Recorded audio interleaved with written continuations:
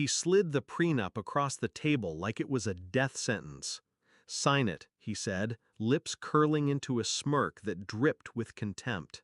"I won't let a poor man like you steal my daughter's money."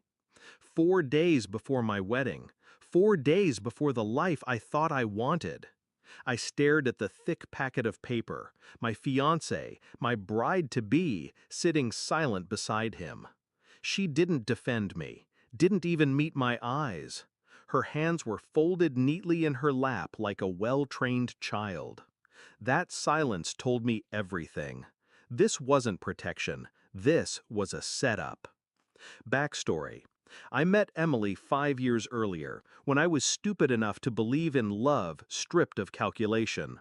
She was radiant, magnetic, the kind of woman who filled every room. I thought she saw me, not my watch, not my car, not the suit I wore that day. We built memories fast, trips, promises, whispered plans at 2 a.m.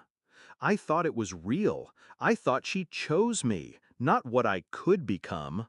But her father, Richard, had been circling me since day one, testing, probing, sneering at every detail he thought gave me away.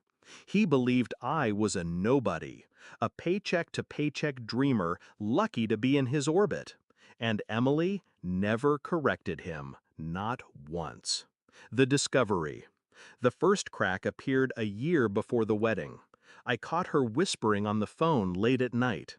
I heard words that didn't fit the woman I thought I knew.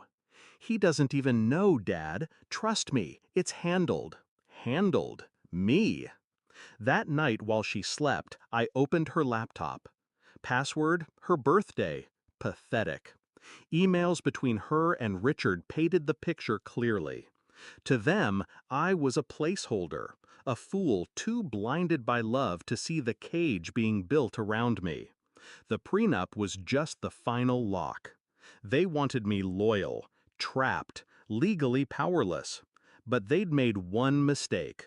They assumed I was poor. The shift. I didn't rage. I didn't confront her that night. Emotion is weakness when you're hunting predators. I closed the laptop, kissed her forehead, and whispered, "I love you," like nothing had changed. Inside, I made a promise. They would choke on their arrogance. What they didn't know was simple. I wasn't some broke romantic. I had built my own empire quietly. A startup I sold 2 years before meeting Emily left me with $29 million spread across silent accounts and discreet trusts. I lived modestly on purpose. I let them believe their own lies. And now, I had a plan. The setup. The next morning, I called my lawyer, a man sharper than any of Richard's overpaid sharks. We drafted my counterplan in silence. Step 1, sign the prenup. Smile while doing it. Pretend defeat. Step 2, insert clauses they wouldn't notice, hidden in legalese, buried in their arrogance. Protections, reversals, stipulations that would, in the right light, bleed them dry instead of me. Step 3, wait. Patience is the weapon most men refuse to sharpen. Execution. 4 days later, I sat in Richard's study again. The same smug grin stretched across his face. Emily beside him, still silent. I lifted the pen. My hand didn't shake. I signed every page with a calm precision that unnerved them. "Smart choice," Richard muttered. He thought he'd won. But winning isn't declared in whispers. It's declared when the knife twists. The wedding. The ceremony was lavish, paid for by Richard, orchestrated like a corporate merger, not a marriage. I played the part, kissed the bride, smiled for the cameras, and all the while, the inked clauses sat waiting in that contract like dormant landmines. The turn.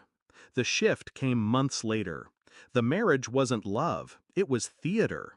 Emily played the doting wife, but her eyes were elsewhere. Richard still treated me like an unwelcome tenant in his kingdom. And then Emily slipped. careless.